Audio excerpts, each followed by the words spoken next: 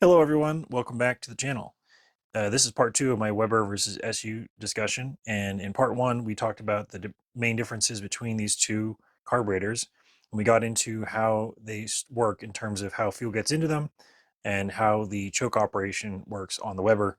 Same thing with the SU. So now we're going to continue forward talking about idle circuits, main circuits, secondary circuits, pump jets, etc. on the Weber.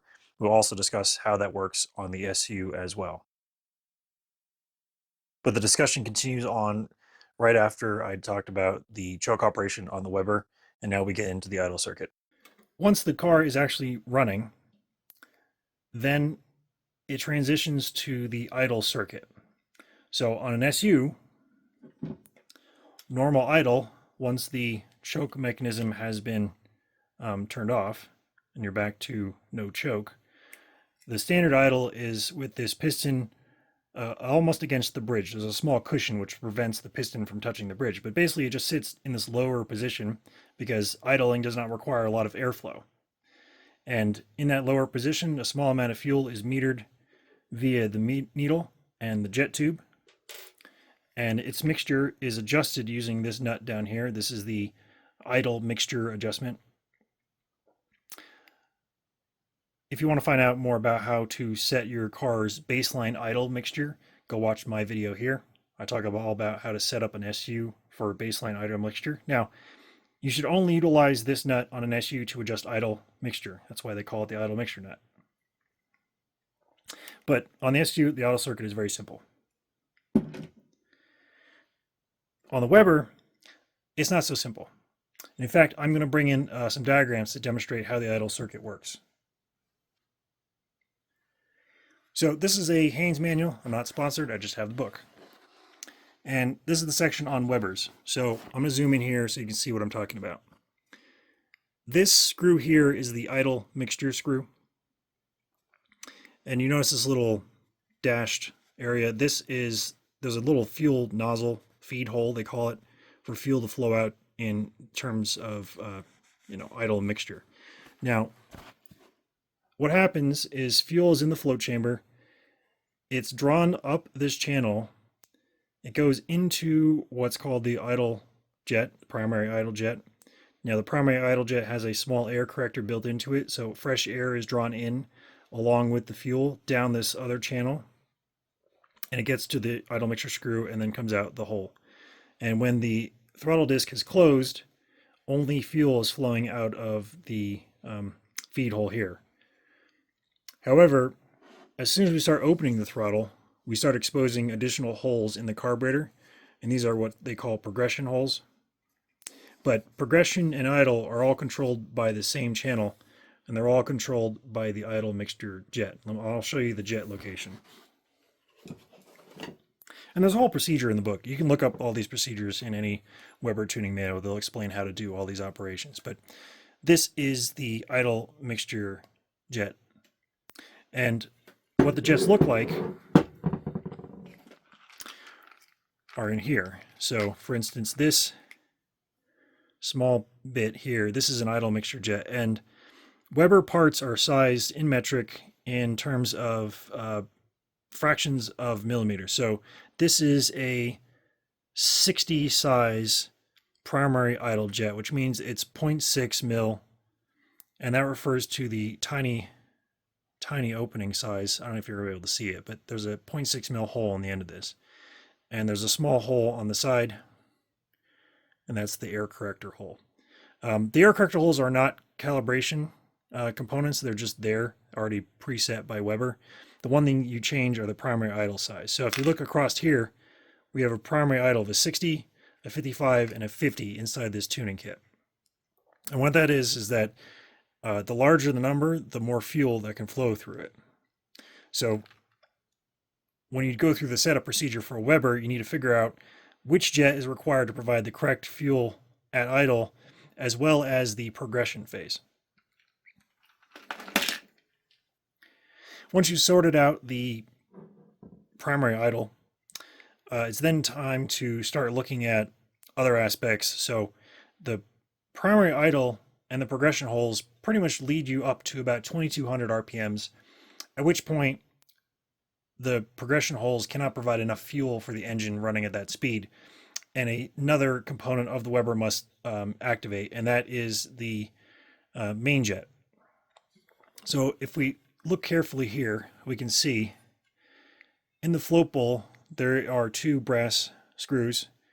This left side is the main feed for the primary barrel. This one here is the secondary feed for the secondary barrel.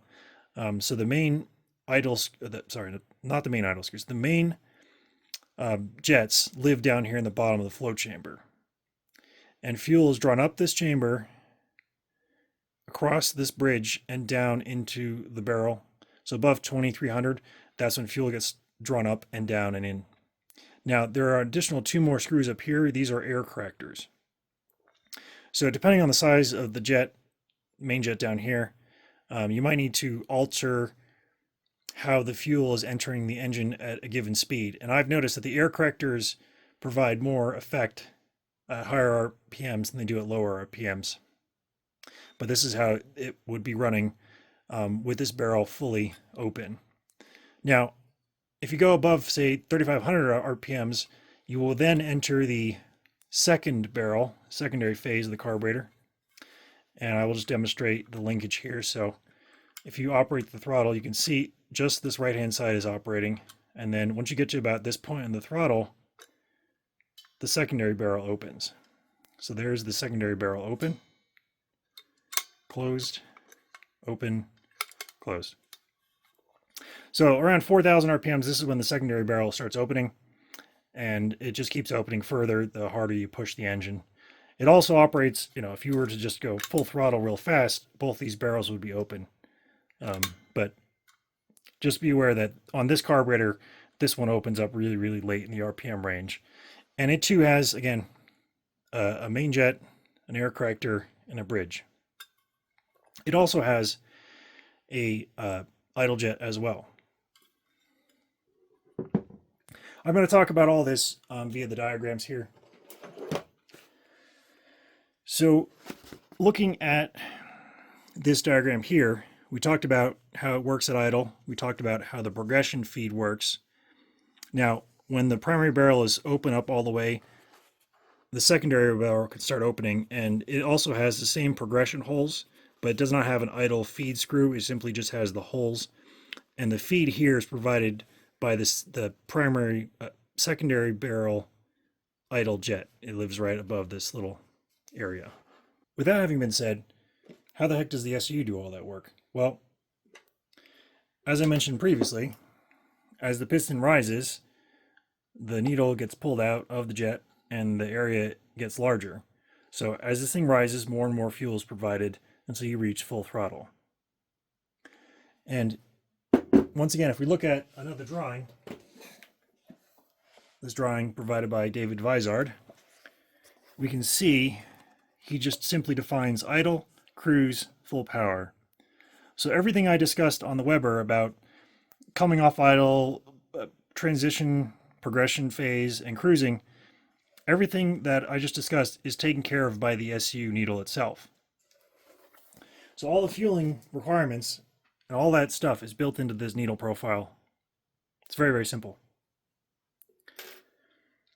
Now, there's another aspect to the Weber carburetor that I haven't discussed yet, and that is the acceleration components. Because the Weber does not have any variability to its throat, and it can't pull a needle up and out of a seat like the SU can, the only way to get extra fuel in under acceleration conditions is to provide more fuel than is currently being provided.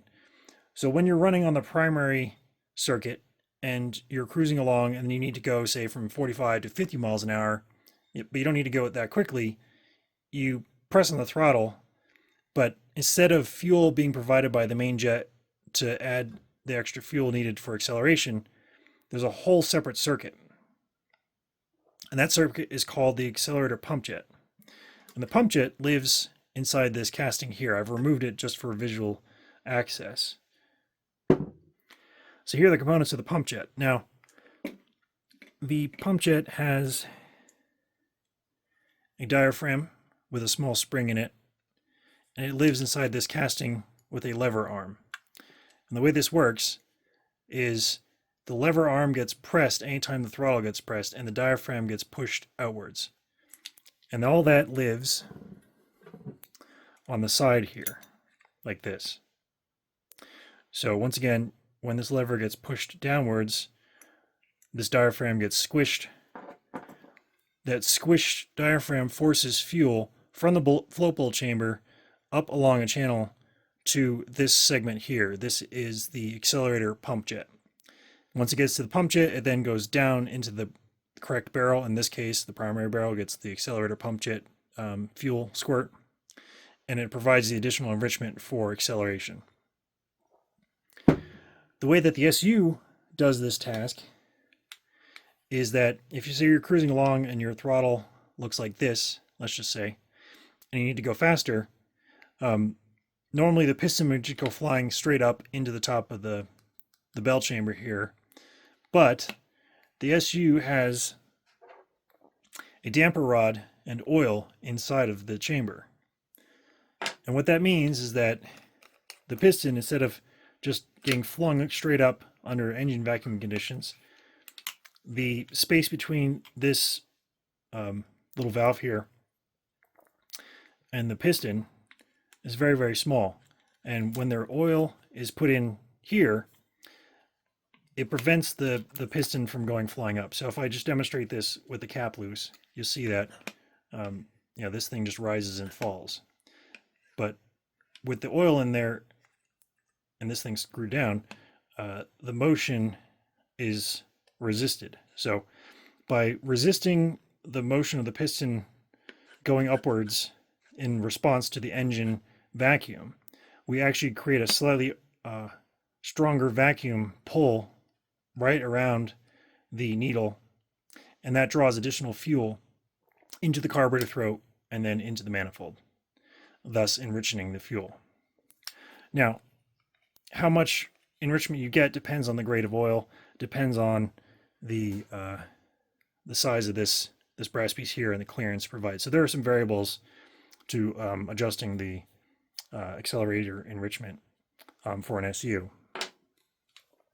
The Weber adjusts its pump jet action based on the size of the nozzle fitted. So for instance, this is a 55 size. Yes, a 55 size pump jet nozzle. There are 50s, and I think there's a 55, 45, something like that. There's a few different sizes of pump jet nozzles you can fit, but all Webers essentially have different size nozzles, and that is because these carburetors are fitted on many different engines, and they all have different requirements for acceleration fueling. Now, when I say acceleration fueling, I'm only talking about kind of mid-throttle, low throttle. I'm not talking about full throttle. Full throttle acceleration is a totally different circuit. If you were to go, say, driving along 20 miles an hour, and then you wanted to go full throttle acceleration, there's an entirely different circuit on this carburetor to provide the extra fuel necessary to do that. And it's called the power valve. The power valve lives between these two floats. Here is the power valve, and you notice it is spring-loaded. So at low RPM, engine RPMs, this thing is active because of the amount of vacuum coming through a passageway to that device. There's a rubber diaphragm under here. And when you go to accelerate really hard, that vacuum is broken, and this valve pushes downwards against this little valve down here. There's like a little Schrader valve down here. When this valve is open, extra fuel is allowed to go into the throats via this extra passageway. And it only happens when you're trying to accelerate really hard. There's no engine vacuum. A bunch of fuel is just drawn down through there, up into this lid, and then out this nozzle. And you notice that this nozzle is actually part of the secondary barrel. So in order to get the power valve to be open in the first place, you got to push the throttle hard enough to open the secondary throttle plates, and then that's when the power valve is going to be active. The power valve is actually not a calibratable component. It simply exists as part of the design of the Weber. Now, the SU, if you wanted to do a long sustained acceleration, oh, by the way, I should mention that Besides the fuel coming in here, you're also going to be getting the main jet fuel on both the primary and the secondary barrels. So it doesn't just provide all the fuel necessary for hard acceleration, it's in combination with the other components. On the SU carburetor, your full power is somewhere down here on the needle. So the piston will have been risen up fully in its chamber, and you'll be down here on the very narrow pointy bit of the needle, providing the amount of fuel needed for full throttle acceleration. So again, a short acceleration is controlled by the oil. A long sustained acceleration is controlled by the needle position, and that would be with the piston fully open, like that.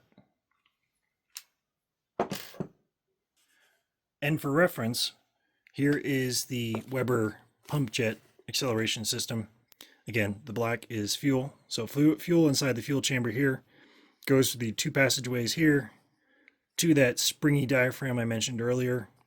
When this lever arm pushes against it, it squishes it down along this channel up to the pump jet nozzle and then out the nozzle directly into the barrel. So I know that was a lot of information to take in. There's a lot of information about the Weber, particularly because it is a very complex carburetor.